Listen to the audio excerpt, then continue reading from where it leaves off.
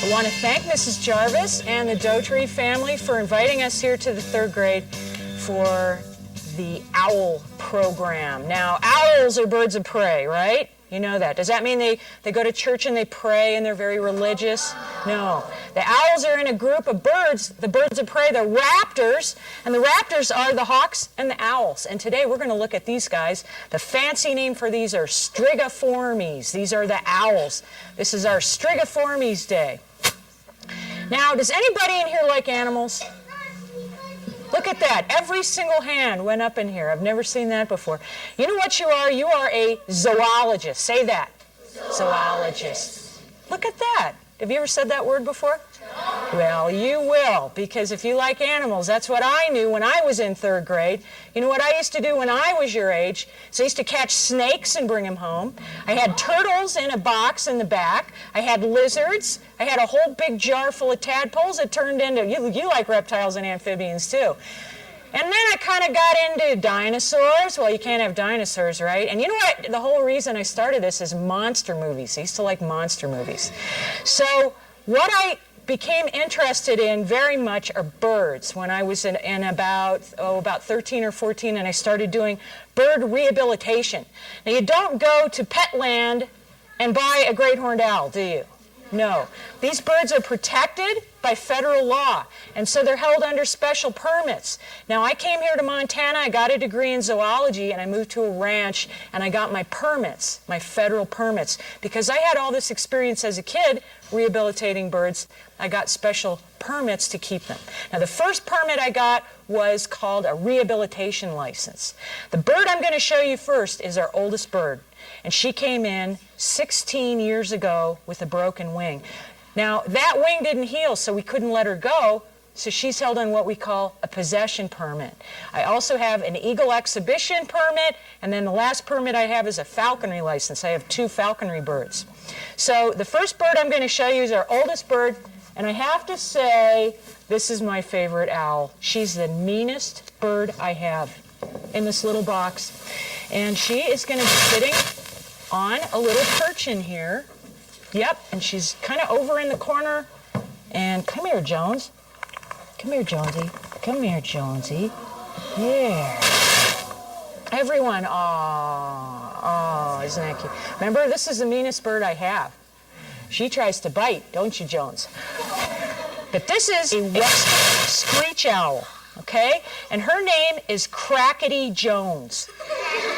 And she's called Crackety Jones because all owls do this, even when they're very, very, very young in the nest. They click their beak. They click, click, click, click their beaks. They click their beaks top and bottom, click, click, click. I am mean, I am nasty. They rock back and forth. Look out, I'm an owl. They pump their wings out and they look bigger than they are. And this is like an aggressive click, click, click, click, click. So Crackety Jones was flying across the road and got hit by a car. And she broke her wing, okay? Now, this is a long, long time ago. And if you fold up your wing for me. Birds have a thumb. Did you know that? And they have a hand. Did you know that? And so when her wing is folded up like this, that's how she rests. So up here, this is her thumb right there, if you see that. Now, she broke her other wing. And when birds fly, they don't, like in the cartoons, you see them and they go like that. You would go nowhere if you were a bird flapping like that. What they like to do is, do you like to swim? Yeah. Okay, can you swim? Like this? Now, how do you do that? You put your hand, make it into a cup, and you pull yourself through the water, right? Well, that's what birds are doing when they fly. They're pulling themselves through the air like water. And what happened to Crackety Jones is she broke that wing right at the wrist, and her hand, instead of being able to fold down like this, was out like that. And so she was walking on her wing all the time. So we ended up having to amputate or cut off a wingtip. So she only has part of a wing and she can't fly well enough to release. So she's been with us and was put on a possession permit back in 88 or 89. So she's been with us longer than you've been alive by quite a while. So Crackety Jones is a nighttime forest owl, the western screech owl. And so during the day, does she want to be seen by other birds? No. So we call this cryptic coloration or camouflage. You know what camouflage is? Let's look at the back of this bird, okay? Now she's hunkered up in the little shadows up against the bark of the tree, and what does she look like? Bark. She looks like bark. What doesn't look like bark?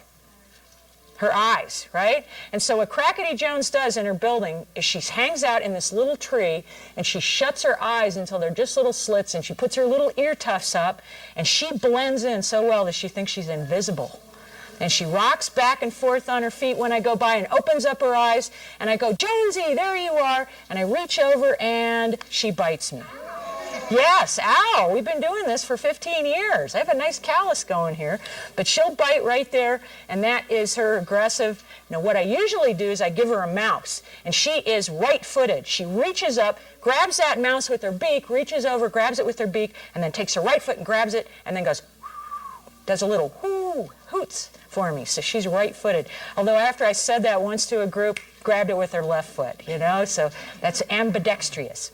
So this little screech owl has been with us all these years. She's showing off the cryptic coloration or camouflage that they have, the blending in. This is a female western screech owl, and all the rest of the birds we're going to see are males. And guess how we know that? Boys go, cool. Size. The females are bigger than the males in the owls, in the birds of prey. So this is a nice big western screech owl. Now, she can find, catch, and kill prey. How does she find her prey? Look at those great big eyes that are facing forward, right? They also use their hearing, which the hawks don't use. Harriers will, and some other birds, but owls have great hearing. We'll talk about that later on. But she finds her prey with her eyes. What do you call the feet on an owl? Talons, right? Talons of a hawk. You don't say, look at the talons on that chickadee, do you? No. And you got the big talons, and then they all have a hooked beak for tearing up meat, okay? Now, they have to find, catch, and kill prey. Now, when the little mouse sees the western screech owl, does he go like you did? Aw. Does he go, aw? Oh, Mom, look, he's so, right? And it'd be all over, right? So they don't think that screech owls are cute. The mice do. They think screech owls are scary, and they try to run away. So these birds have to catch prey that doesn't want to get caught. When you think about other hawks, other birds of prey like hawks, and they're chasing birds through the forest, or ospreys that are flying down for fish, do the fish just roll over on their bellies and give up and say, well, I guess I'm dead. That's it. I guess I'm toast. I might as well be lunch. They try to get away. And so the raptors have a hard time of it, and most of them die their first year. And Crackety Jones sure would have, but she's been with us now for all these years. These birds belong to the federal government, okay? They belong to the Fish and Wildlife Service, and they're used for education. And Kyla, I looked this up. This is program number 809. And we have seen, yeah, wow. I think it was about 700 or so. It was the first time I did a program for your class. Or 600, boy. So these birds are used for education over the last years for raptors of the Rockies. So there's Crackety Jones, the western screech owl. Jones, you want to go home? Let's go home. Come on, let's go home. Oh, there, she jumps in her box. She will jump in her box, and each day that I have a program, we have about 20 birds of prey, different kinds, and we use them each bird about 20 times a year, and so she's done for a while. Good enough, Jones, right? Now, where I live we moved to a ranch in Florence. We used to live in Clinton, and now we moved to a ranch in Florence. We built all new buildings, okay? So all these hawk buildings and owl buildings are all lined up, and they all have shade. Crackety Jones has 2 trees in her building. She has padded perches. She has a nice bath, and then she eats mice. And she'll eat 2 or 3 mice a day. So she has she's not stressed out, she's pretty content in there. And so in captivity, these birds can live a long, long time. Now the next bird I'm going to show you is our smallest bird. Can you hear that? Is that a woodpecker in there? No, that's not a woodpecker. That's that click, click, click, click, crackety, crack, crackety Jones is doing, but this guy likes to do it too. And this is our smallest bird, and he wanted to come with us today because he hadn't been out in a little while. There. Oh. Now, really and truly, this is when everyone goes, oh, right? This is not a saw-whet owl. This is a daytime. Boy, he's so small, he's like a pygmy. What kind of owl is it? Pygmy owl. This is a northern pygmy owl. Here we go. And his name is .com. Yes. Dot because he's small and calm because he's calm, right? Or actually .com because you can look at our website, which is raptorsoftherockies.org. So this is a full-grown. Now, I didn't hear anybody say baby, which is great. This bird does not grow up and turn into a great horned owl, right? And one of the most common questions that park rangers are asked, this is a true story, parents, the most common question they are asked is, excuse me, but the missus and I are from out of state. What time of year do the deer grow up and turn into elk? I'm not kidding, all right? Now, these are out-of-state people. So this bird does not grow up and turn into something else. This is a male pygmy owl, so he's pretty small. And this is full grown. Now everyone goes, oh, isn't he cute? This bird eats animals 2 to 3 times his size. If he was this big, he would eat third graders. Yes. But of course he isn't that big. He can't be that big. Now this bird is full grown. He also has a bad wing. He also is missing a wingtip. And he also is very calm and eats his mice and does great programs and bathes a lot. And so these birds are daytime. Now we know what animals active at night. What's the word for that? Go ahead and say it. Nocturnal, right. My mother is nocturnal. She stays up all night. What do you call animals active during the day? Does anyone know that one? Just say it if you know it. Diurnal. Well, you should be proud of yourselves. I mean, that is a great word to use, diurnal. How about, I'm pushing it here, how about active at dawn and dusk? Begins with the C. Do you know? Crepuscular. Excellent. 3rd grade knows all 3 of these terms. Very good. This is a crepuscular and diurnal owl. And this bird eats birds. Now, these birds hang around your bird feeder, especially during the winter. Are they eating your bird seed? No, they're eating your birds. Okay? That's why they call it a bird feeder, right? They have pygmy owls, you have merlins, you have sharp-shinned hawks, Cooper's hawks, all taking advantage of your bird feeder. Now, during the winter, pygmy owls will migrate down into the valleys where the climate is milder. Okay, so it's milder down here, it's not quite so harsh. They'll come down, they'll find a nice bird feeder. And do you know what a smorgasbord is? You know what a buffet is? Yes. Well, you're attracting all these seed-eating birds that come in. And the pygmy owl is going to take advantage of that and go, you know what? I haven't had an evening grosbeak all week. All right? Now, are these guys trophy hunters? Are they going for the biggest and the best, the big antlers?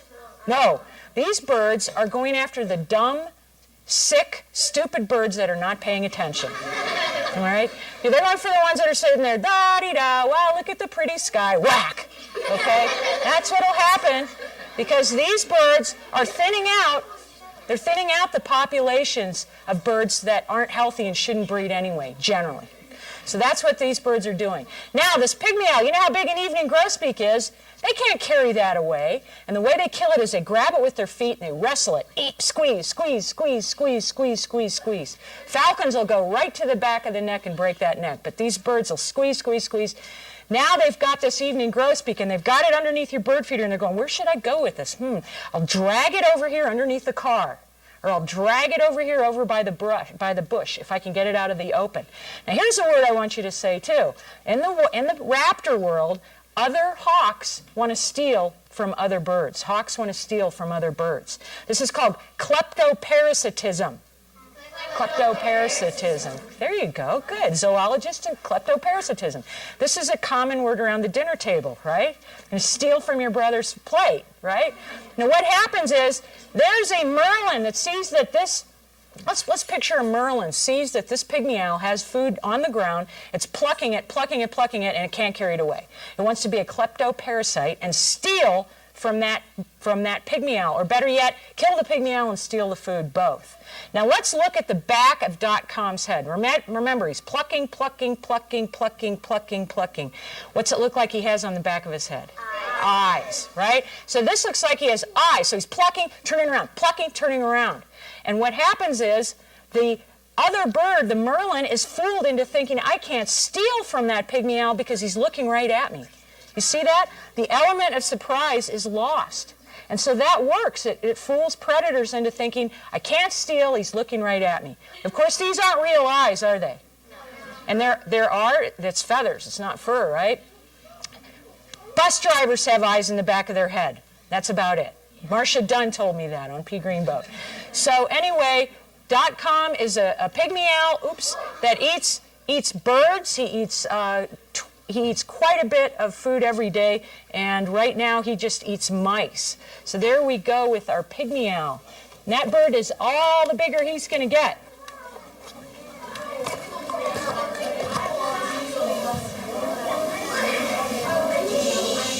Okay, now the next bird I'm going to show you, we're kind of going to get a little bit bigger and then a little bit bigger yet.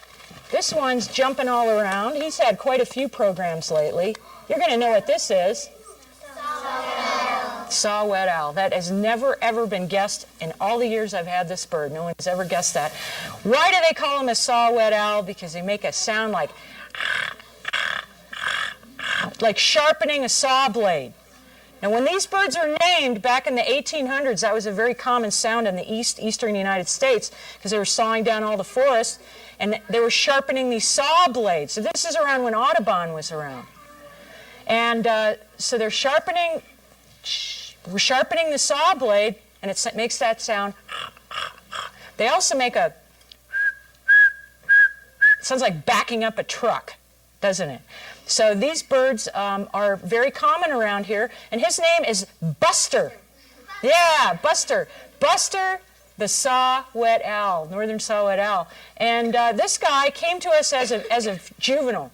He was all rusty on his front, and what happened with him is we tried, there was a rehabber in town, bless her heart, by the way, sub-permittee rehabber. She let Buster go in her basement with live mice in her basement. Isn't that sweet? Just, honey, don't go down there. I just let a whole bunch of mice go in the basement. And we found that Buster could catch these mice, and we tried to let him go, and this is like a hacking out. And he would come back to where he slept, and the second night he came back, he had a bad wing. So he has a bum wing, and he can't fly very well. He can fly, well, like 12 feet or so, but is that good enough? No, because they have to find, catch, and kill prey that doesn't want to get caught.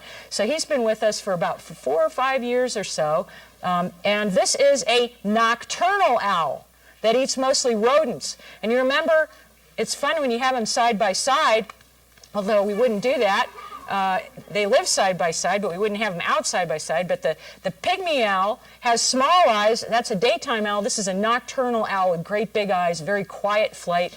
And the way they hunt is they fly from perch to perch to perch, and they hunt. Now, they don't soar over the valleys like hawks, do they? Owls don't do that. First off, there aren't thermals at night. Thermals are a daytime ground heating process. Plus, what's the point of soaring over the valley when you're looking for small prey items on the ground? They hunt from perch to perch to perch open, and a lot of times they get hit by cars. And so most of the birds I have wing injuries because they were hit by cars. This guy, I bet that's what happened to him because he doesn't have a wing break, but his wing is a little bit droopy. So Buster is a bird that eats half his body weight every day. So far, all 3 birds we've seen eat half their body weight every day. So let's imagine you weigh 100 pounds. What's half your body weight? 50.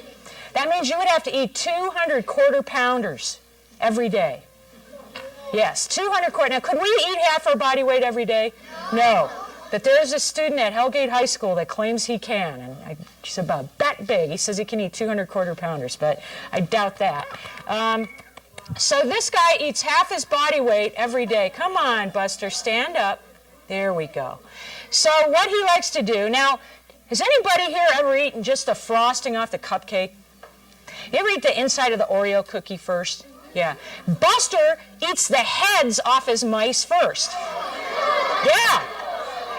That is like frosting. Yummy, yummy, okay? Now every day, I feed him at night during the summer, and every night I put 3 mice about this big in his building on a little perch. And if you go out later on, he's just eaten the heads off the mice. Frosting, frosting, frosting. Yummy. Then he takes the hindquarters of the mice and he goes, where will I put this? Well, I know. And this is what owls and falcons do. It's called caching food. C-A-C-H-E. Cache. He has a food cache. It's like refrigerator or something. Stick it over here and go eat it later. And what Buster likes to do is he takes the little mouse hindquarters, the back legs and the tail, and he drapes them over the limbs in his building. There'll be a little white mouse over here, and a little brown mouse, and a little black mouse, yummy. And then if you go later on, he will have gone back and eaten them, eats those hindquarters. So it's like the frosting on the cupcake. The other thing you want to think about is when they swallow them whole, the last thing you see going down is the tail like a spaghetti noodle. Yes. So now you'll think of that every time you have spaghetti, too. So this guy eats these mice. Now, where do I get mice? Mice used to cost 50 cents a piece, all right? So if you had 2 mice, just like, okay, are you going to eat the whole thing? Are you going to eat this? Come on. All right, I'm not taking it. All right, I'm taking it away. So it used to cost quite a bit of money. $200 of mice would fit in something this big, okay? So the mice were very expensive. Now, Buster, you be good. He's being antsy, isn't he? It's a springtime. Nowadays, I get mice from a lab. I'm picking up a whole truckload on Friday. And I get them from a lab and I put them in boxes in a meat locker. Plus I have chickens and heart meat and squirrels and all sorts of game meat I feed these birds. Now every morning I go around and I feed all the birds. The nocturnal owls in the summer, I feed them just before I go to bed at night. And I change their water every day. So this takes, it's full time every day taking care of these birds. Right now he's panting because he's hot. This is called a gular flutter. They flutter their throat. Now they don't sweat. What does your dog do? Pants too, right. And so that's what he's doing right now. He's kind of excited looking around. He's expended some energy flapping.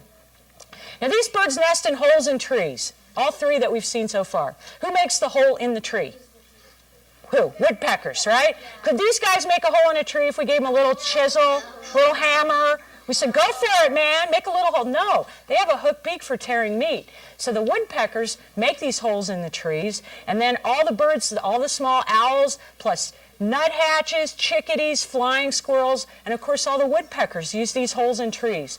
So we always say, leave those holes in trees because that's where these birds have to nest. And these saw-red owls are the most common small owl that we have around here. So there is, the first 3 birds are small owls.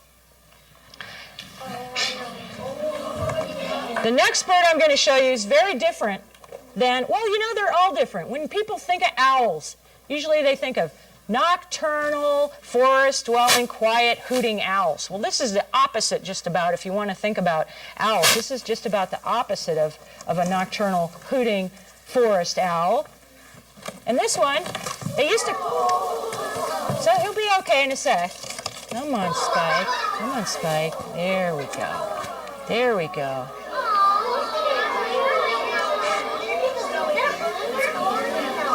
I haven't heard anyone guessing yet. Boy, look at the short ears. You guys know your owls more than anyone I have ever seen in my life. Short-eared owl. There we go.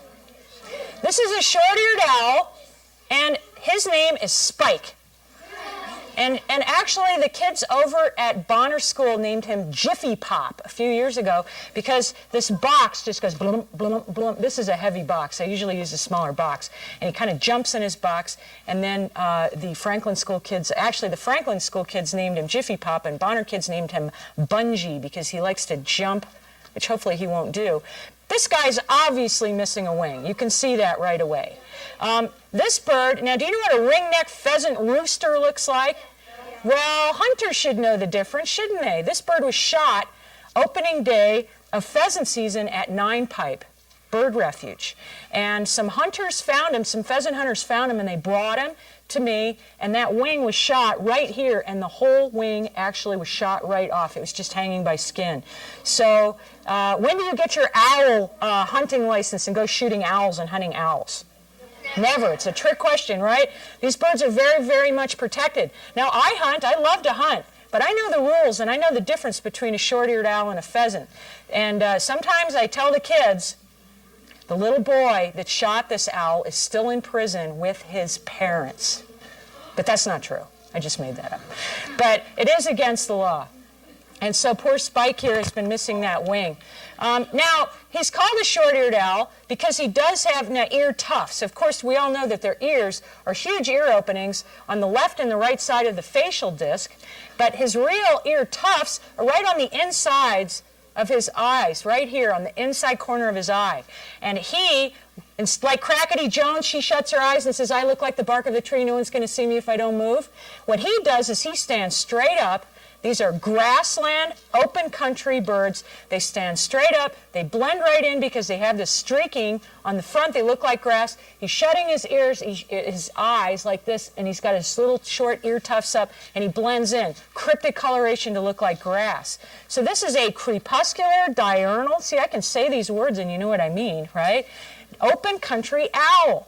And they nest on the ground. Now, owls don't build nests. I always say that. Here's the exception. Short-eared owls. They build nests. And if you want to call it that, what they'll do is they'll go in the grass and they'll make a little scrape and they'll just kind of tamp it down, and that's where their little nest will be. And they'll start laying eggs. And you know what voles are, right? They're like little mice. Now sometimes vole populations, it's a cycle. They go up and then there's a million, zillion of them and they eat all the grass and then they go down. And they go up and they go down. This is a cycle.